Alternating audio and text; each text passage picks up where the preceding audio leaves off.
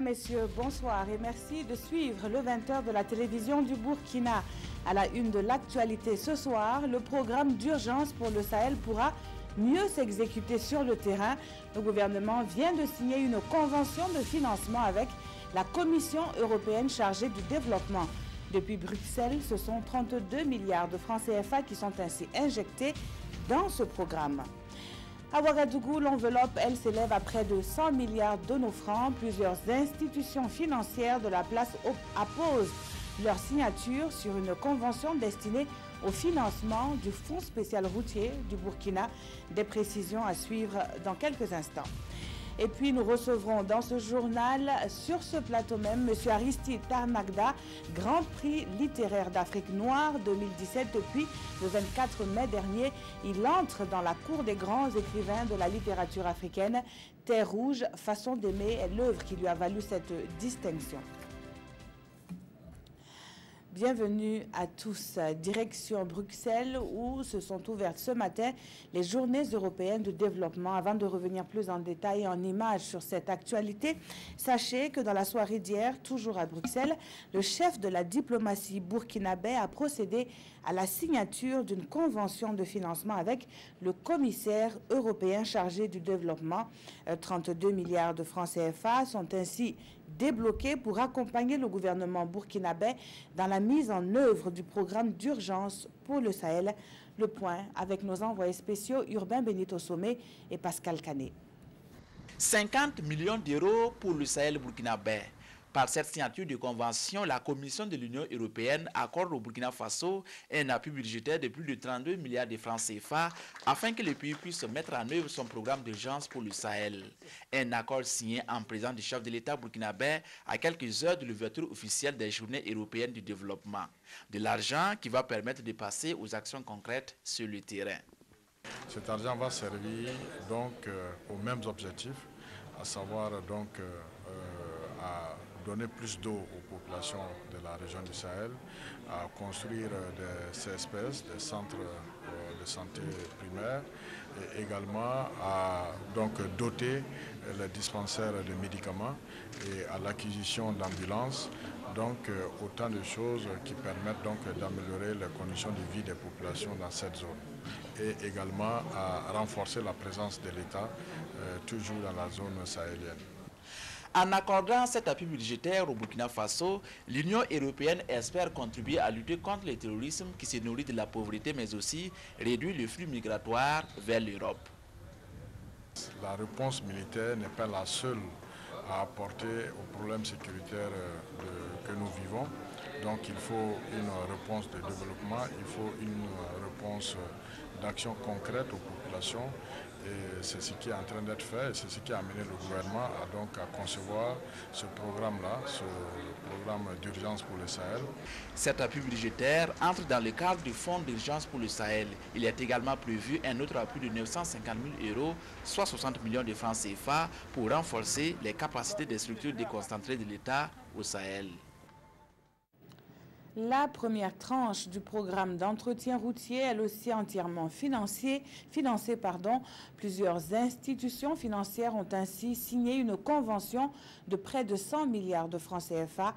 Le fonds routier, en plus de l'entretien de l'existant, entend ériger plusieurs routes à travers donc le pays.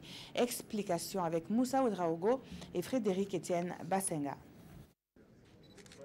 La BCAB, Ecobank, la BOA, la Société Générale, la BESIC et CEBAO financent la première tranche du programme d'entretien routier du Burkina à hauteur de 100 milliards de francs CFA. C'est un prêt à taux concessionnel remboursable sur 7 ans et demi et qui s'inscrit dans le cadre des promesses faites par les banques du Burkina à Paris lors de la table ronde des bailleurs de fonds du PN2S. Le financement structuré de 100 milliards de francs CFA que nous mettons aujourd'hui sur la table pour accompagner la mise en œuvre du PN2S, en plus d'être la démonstration de la capacité du système bancaire national à structurer les opérations complexes, également la preuve d'une citoyenneté exemplaire. Du pain béni pour le gouvernement qui exprime toute sa satisfaction. En plus de l'entretien des routes du Burkina, d'autres infrastructures seront réalisées grâce à ce financement. Le bitume, le bitume ira grâce au fonds spécial routier à Bogandé, à Solenzo, à Gorom, dans la vallée du Sourou. Grâce à ce fonds, à ces ressources, le maire de Ouagadougou est ici présent. Il a un ambitieux programme pour sa ville. Nous construirons un magnifique pont sur le barrage numéro 2. Ce sera le 3e. Les banques donatrices ont tenu à rassurer, elles ne marchanderont pas leur contribution pour faire avancer le PNDES dans le bon sens. Pour elles, la bonne marche du PNDES est un gage de prospérité collective et de croissance partagée. Effectivement, l'entretien de ces routes est un combat à tous. C'est l'ONASER en premier qui est engagé dans l'opération de destruction des ralentisseurs sauvages lancée le 8 mai dernier. Sur les 200 dénombrés à travers le pays, 27 sont érigés sur l'axe Ouagadougou-Dori. Hier matin, donc, c'est ce tronçon qui a été occupé par l'ONASER pour une démolition de ces ralentisseurs non conformes. Sur le terrain, nous retrouvons Salifou Belem et Maïmouna Traoré. La guerre contre les ralentisseurs sauvages au Burkina Faso a commencé. Le premier ralentisseur sur l'axe Ouagadougou-Dori à la sortie de Zignaré vient d'être détruit. Sur ce tronçon, on en compte 27. Depuis le lancement officiel de l'opération le 8 mai dernier, l'Office national de sécurité routière a effectué des sorties de terrain pour sensibiliser les constructeurs de ces ouvrages avant de passer à l'action. Nous avions contractualisé avec une entreprise qui va faire ce travail. Alors il est prévu de la destruction des ralentisseurs sur l'axe Ouagadougou-Dori environ 2 à 3 jours. L'entreprise est organisée à sa manière, mais à chaque fois qu'on arrive au niveau des villages, au niveau des départements, nous associons les populations à la destruction de ces ralentisseurs. C'est pourquoi aujourd'hui vous constatez avec moi que nous avions les conseillers municipaux, les vieux, les jeunes de ces villages qui sont là pour nous accompagner. Les usagers de la route saluent cette initiative. Ces ralentisseurs nous ont causé d'énormes soucis. Des véhicules sont tombés en panne à cause de ces tas de terre et de cailloux. Nous sommes contents aujourd'hui de savoir qu'ils seront tous détruits. Les populations adhèrent aussi à l'initiative mais émettent des réserves. Au moins 5 personnes ont perdu la vie ici. Depuis 2015, nous avons demandé des ralentisseurs, mais en vain. Grâce à la sensibilisation, nous avons compris. Seulement, il faut que les autorités prennent des dispositions. Sinon, le jour où il y aura un accident dû à la vitesse, nous allons reconstruire des ralentisseurs. Le directeur général de l'ONASER rassure, sa structure a acquis des radars performants pour le contrôle de la vitesse. La sensibilisation des usagers de la route se poursuit et avec l'appui des techniciens, des ralentisseurs et des panneaux seront implantés conformément à la réglementation. À l'orée des États généraux sur le système de rémunération des agents de la fonction publique, les mouvements d'humeur sont d'actualité. Ils ont du reste été évoqués au cours de la conférence de presse du gouvernement tenue ce mardi à Ouagadougou. Les détails dans ce reportage de Césaire Carfo et Adama Koulibaly. 2 points au menu de cette conférence de presse du gouvernement de ce 5 juin. Les mouvements de grève au sein de plusieurs départements ministériels, dont celui en charge de l'agriculture et surtout au ministère en charge de l'économie. À ce niveau, le gouvernement dit avoir trouvé des accords sur 5 des 7 points de revendication. La question de check-off est en voie de résolution et la pomme de discorde reste le statut sécurisant. Et pour le ministre en charge de l'économie et des finances, des réformes sont nécessaires dans son département ministériel pour répondre aux objectifs qui lui sont assignés. Vous avez vu tout ce qui concerne la dématérialisation d'un certain nombre d'actes au niveau du ministère, cela en cours. On a parlé de télédéclaration et de télépaiement des impôts. Ça fait partie des réformes qui se retrouvent d'ailleurs dans le plan stratégique des différentes structures du ministère. Et c'est ainsi qu'on s'est rendu compte que certaines fonctions essentielles nécessitaient un travail. Je vous donne un exemple. En termes, par exemple, de suivi des ressources mobilisées, etc., une partie était assumée au niveau de la DGCOP. Lorsque ça engendre des prêts, c'est au niveau de la Direction générale du Trésor. c'est important que nous essayions de voir comment nous pouvons avoir un seul point d'entrée qui évite aux partenaires en réalité d'être perdus et à nous-mêmes d'appeler plusieurs structures pour le faire. Le second point concerne la tenue prochaine du 12 au 14 juin de la rencontre sur le mode de rémunération des agents de la fonction publique. Je pense que cette question de la recherche de la cohésion dans nos systèmes de rémunération en vue de la préservation de la paix sociale ou de la consolidation de l'unité de notre fonction publique, c'est une question qu'on ne peut pas éluder. Que ce soit le gouvernement Paul Kaba-Keba, qui, sur instruction du président du Faso, tente de solutionner ce problème qui n'arrive pas. Que ce soit tôt ou tard, en tout cas un jour viendra où il faut nécessairement régler ce problème de la discrimination dans le traitement, dans la disparité de notre système de rémunération indiciaire et indemnitaire. Quant à la situation des agents de différents secteurs de l'administration qui observent des grèves depuis un certain temps, le ministre de la Communication dit se référer à l'avis du Conseil d'État et d'ajouter que ce n'est pas une guerre de sanctions, mais que les procédures administratives suivent tout simplement leur cours. C'est 9. L'acronyme du projet dont nous parlons à présent rappelle en même temps son caractère novateur. Le campus numérique du nouvel espace universitaire francophone se veut une autre façon de former qualitativement. Voyons cela dans le détail avec Adama Guiti et Zalissa Sanfo. Un espace moderne pourrait dynamiser la qualité de la formation et de la recherche. Selon le président de cette université, ce projet va en droite ligne avec les aspirations de son institut. Ce partenariat va nous permettre d'améliorer la qualité de l'enseignement, la formation et aussi la recherche. Vous savez qu'aujourd'hui, nos universités sont confrontées à beaucoup de difficultés par rapport à la qualité de la formation et aussi dans le domaine de la recherche. Ce partenariat va nous permettre également de plancher sur l'employabilité de nos diplômés et leur insertion sur le plan professionnel. Une chose est de former, mais l'autre c'est de les accompagner pour qu'ils puissent avoir un emploi.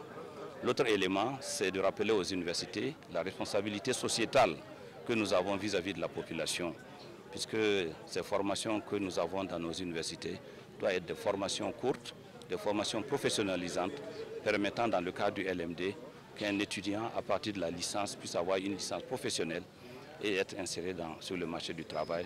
Cette collaboration entre l'Université Ouaga 1, professeur Joseph Kizerbo, et l'Agence universitaire de la francophonie est une nouvelle étape qui va permettre de relever le niveau des étudiants et elle constitue aussi un espoir pour le Burkina. Il y a d'autres exigences à prendre en compte aujourd'hui, et en particulier celle de l'employabilité. Tout pays aujourd'hui, et le vôtre comme tous les autres, attend de ces universités pas simplement de délivrer des diplômes. Il attend des universités d'être ce moteur du développement.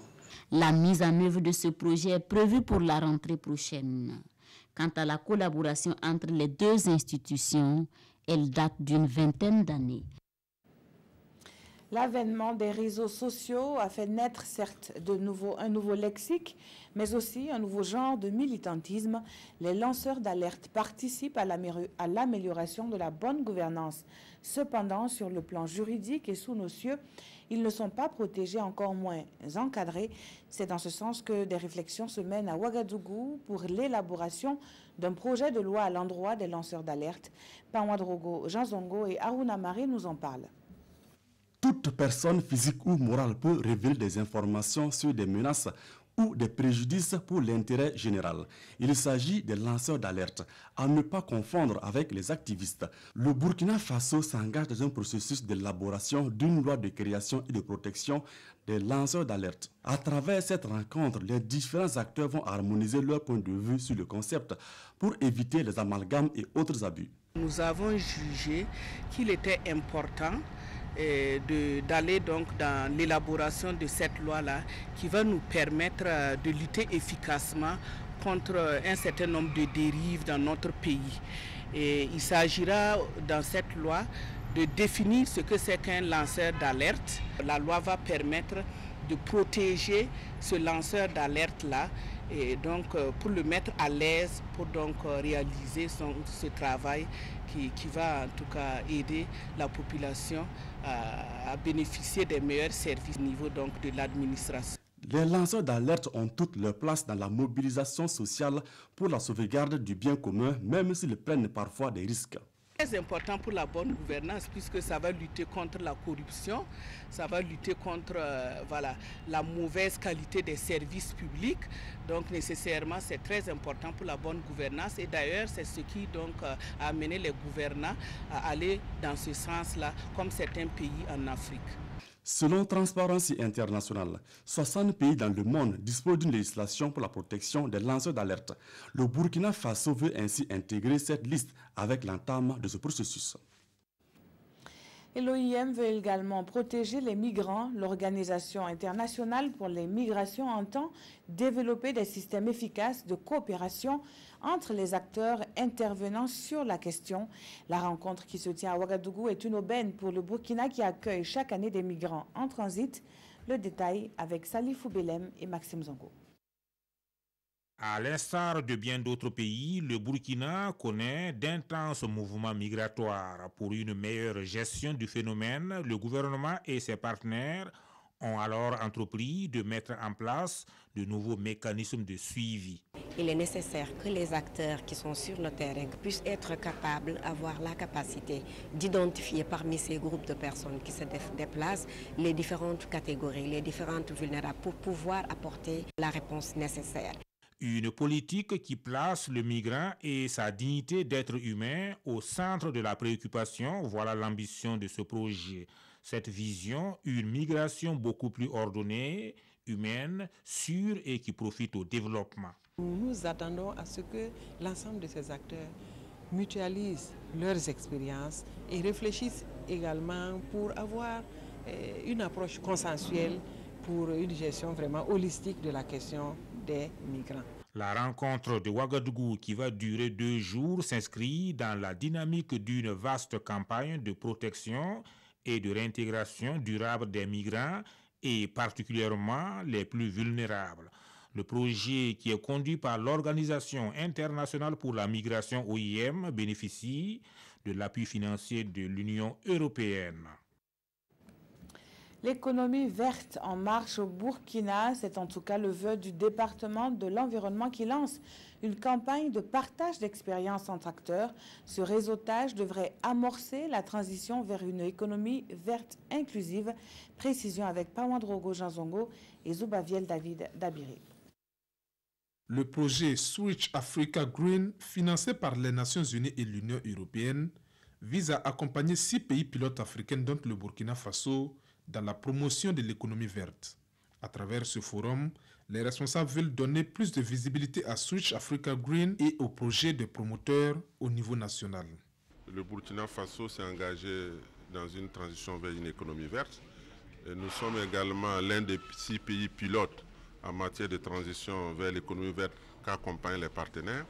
Et la mise en œuvre de cette transition exige qu'il y ait également au-delà du politique, au-delà du gouvernement, que les acteurs soient associés. Aujourd'hui, le forum sur le réseautage va permettre à l'ensemble des acteurs qui sont engagés dans cette transition vers une économie verte de faire le plaidoyer auprès des décideurs afin d'engager véritablement le Burkina dans cette direction, à savoir un développement durable, changer de mode de consommation pour que nous puissions avoir un avenir, bien sûr, qui pense aux générations futures. Donc aujourd'hui, pour nous, pouvoir tenir le forum sur le réseautage nous permettra bien sûr une avancée en tout cas significative dans la mise en œuvre de notre engagement à aller vers le verdissement de notre économie. Des communications, des travaux de groupe, une session de réseautage et une exposition d'œuvres par les promoteurs sont autant d'activités prévues lors de ce forum. La transition, elle est complètement terminée à la CAMEG. La centrale d'achat des médicaments a désormais une nouvelle directrice générale. Anne-Marise Kaboré s'engage à relever les nombreux défis qui s'imposent désormais à elle. Pour ce faire, elle va s'appuyer sur ses expériences acquises dans divers domaines. Koalen Ebié et Zalissa Sanfo. C'est elle qui succède à Charles Magnoula. Désormais, Anne-Marise Kaboré est la directrice générale de la centrale d'achat des médicaments essentiels génériques. Dame Kaboré prend les rênes de cette centrale au moment où elle a connu beaucoup de tumulte. Et son premier défi est tout trouvé, redorer le blason de cette centrale d'achat. C'est d'abord de retrouver la confiance, de réinstaurer ce climat de confiance auprès des partenaires techniques, auprès du gouvernement. Dans un deuxième temps, je pense qu'il est important aussi d'apporter un climat apaisé à la CAMEC. Je viens travailler avec tout un chacun et c'est tous ensemble que je pense qu'on peut relever le défi. Pour le directeur sortant, le bilan est satisfaisant. Ces actions à la tête de la centrale ont permis de surmonter de nombreuses difficultés.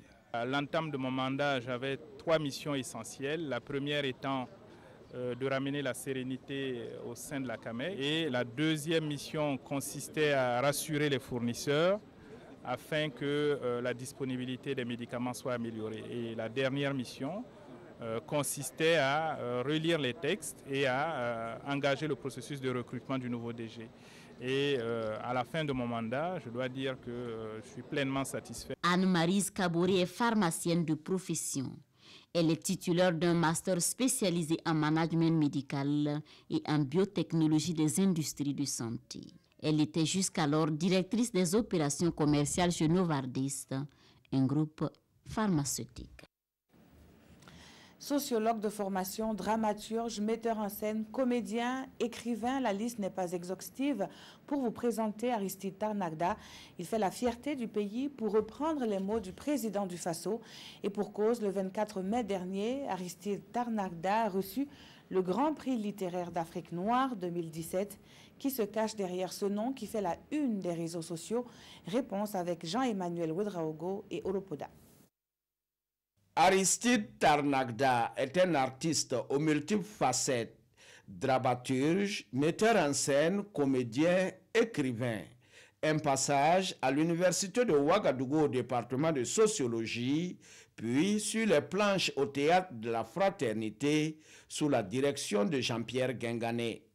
À 35 ans, Aristide Tarnagda est un mordu du théâtre et un infatigable créateur. Sa première création remonte à 2004 avec « Alors tue-moi » et depuis, la liste ne fait que s'allonger. L'homme éclabousse de son talent les scènes en Afrique mais aussi en Europe. En 2016, il prend la direction artistique des Récréatrales, l'un des plus grands festivals panafricains de spectacles vivants. À son actif, plusieurs publications parmi lesquelles Il pleut de l'exil, Les larmes du ciel d'août, De l'amour au cimetière, 5 ou La patience des morts. Mais la consécration, il l'obtient avec la pièce Terre rouge, façon d'aimer, un monologue de 2 heures qui raconte l'histoire d'une femme gauchère face au juge. Lauréat du Grand Prix littéraire d'Afrique noire 2017, le jeune dramaturge burkinabé est définitivement entré dans la cour des grands. Bonsoir, M. Tarnagda. Bonsoir. Comment vous sentez-vous depuis le 24 mai dernier? Heureux, fier de la fierté de mon pays et puis heureux de ce prix qui est une reconnaissance faite à mon travail. Alors, vous succédez à des aînés, on va citer Patrick Ilboudo et Frédéric Titenga Passéré, et du même coup, vous inscrivez votre nom au panthéon où sont inscrits les grands écrivains comme Biraogo Diop, Amadou Ampateba, pour ne citer que ceux-là, avec une œuvre Terre rouge, façon d'aimer. Dites-nous tout. Alors, c'est un honneur pour moi de succéder à ces immenses écrivains burkinabés et puis africains de façon générale. Terre rouge, c'est une pièce que j'ai écrite, et façon d'aimer, c'est 2 pièces que j'ai écrites il y a maintenant une dizaine d'années. C'est très intéressant que ces pièces-là ressurgissent, parce qu'effectivement, à travers les récréatrales et le théâtre des récréatrales que nous venons d'ouvrir avec Étienne Menungu, il s'agit d'essayer de faire vivre la parole poétique et politique des auteurs africains et des auteurs burkinabés et des auteurs du monde tout court. Donc je suis très heureux que ces 2 pièces-là aient eu ce prix. Alors, ce sont des pièces qui ont déjà été programmées, on va le rappeler, c'était en fin d'année 2017. Est-ce qu'elles seront reprogrammées vu justement le succès qu'elles viennent de remporter?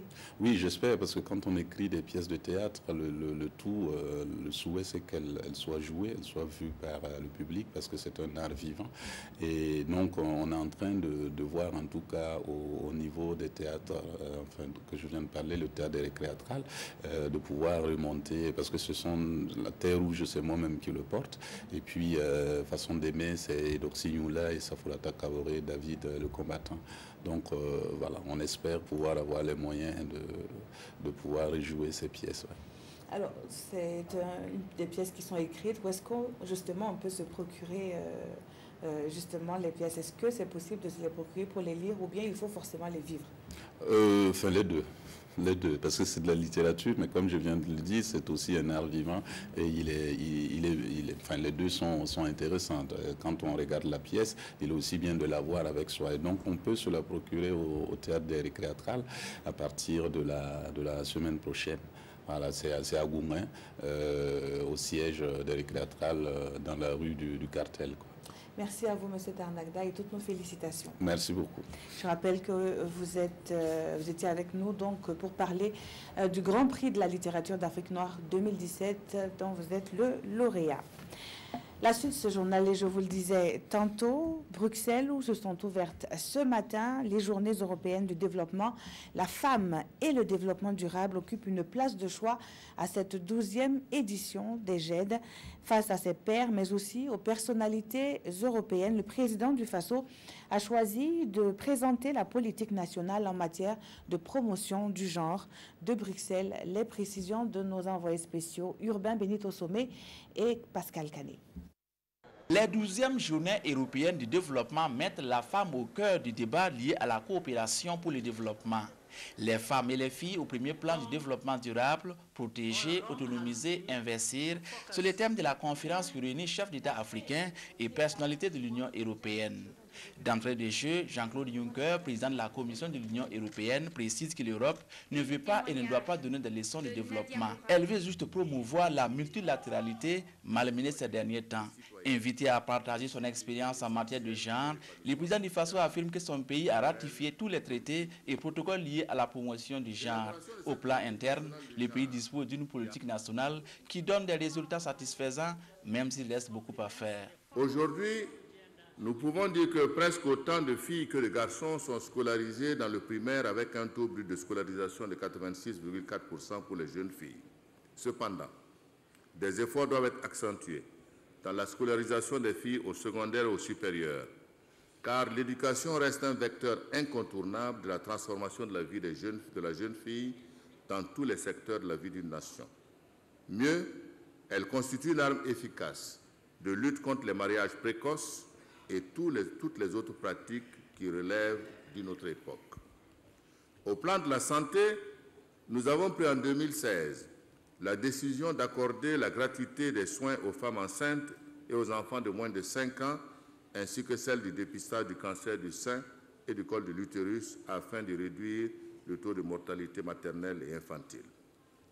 Le gouvernement a par ailleurs adopté une politique nationale de sécurisation foncière qui accorde 30% des terres aménagées par l'État aux femmes. Au 30 juin 2016, plus de 38% des terres nouvellement aménagées par l'État avaient été attribuées aux femmes. Mais tous ces efforts seront vains tant qu'il n'y aura pas la sécurité. La menace terroriste plombe les efforts pour rendre à la femme burkinabé sa dignité et sa place dans le développement.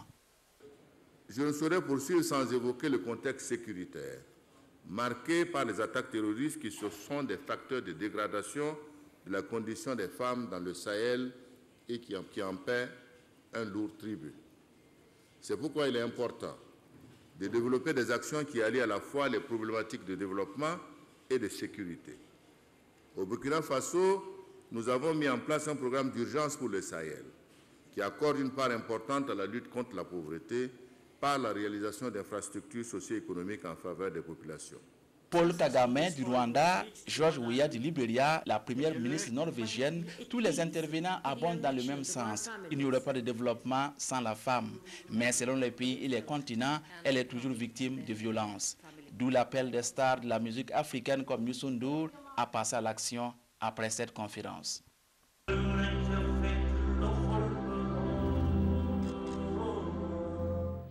Retour chez nous pour la revue de presse. Alors que nous disent les quotidiens du jour?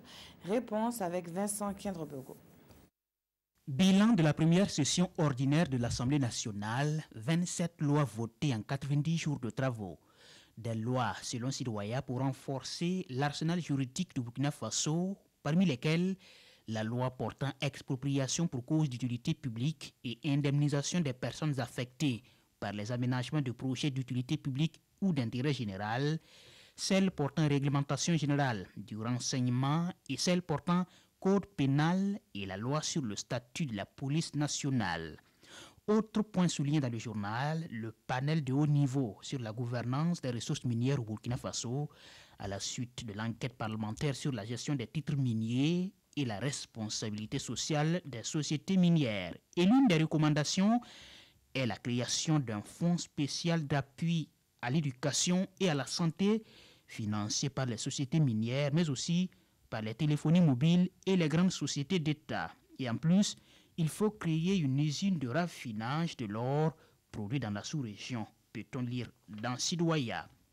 L'observateur Palga relève des félicitations du président de l'Assemblée nationale à l'endroit des acteurs économiques et du gouvernement pour la croissance économique constatée en 2017. Mais il faut que cela ait une incidence dans le vécu quotidien des populations, d'autant qu'à ce jour, plus de 2 millions de personnes sont menacées de faim. Le journal Le Pays, lui, se félicite d'un des actes pris par l'Assemblée nationale lors de cette session. Il s'agit du durcissement de la législation punissant les relations sexuelles coupables entre enseignants et apprenantes mineures. Un durcissement en phase avec les idéaux de l'éducation, titre le journal. Le nombre d'enseignants qui s'adonnent à de telles pratiques croît de manière exponentielle et beaucoup de cas sont gérés dans la discrétion et c'est la victime qui paie le lourd tribut. L'Assemblée nationale peut donc être félicitée car le tribut, c'est la personne adulte qui s'est assise sur l'éthique pour laisser libre cours à ses pulsions qui doit le payer. Et le journal d'interpeller les organisations syndicales du primaire comme du secondaire pour qu'elles aident à tirer les oreilles de ceux qui croient que le mouton doit brouter là où il est attaché. Merci d'avoir suivi ce journal qui s'achève. Très bonne soirée sur la télévision du Burkina.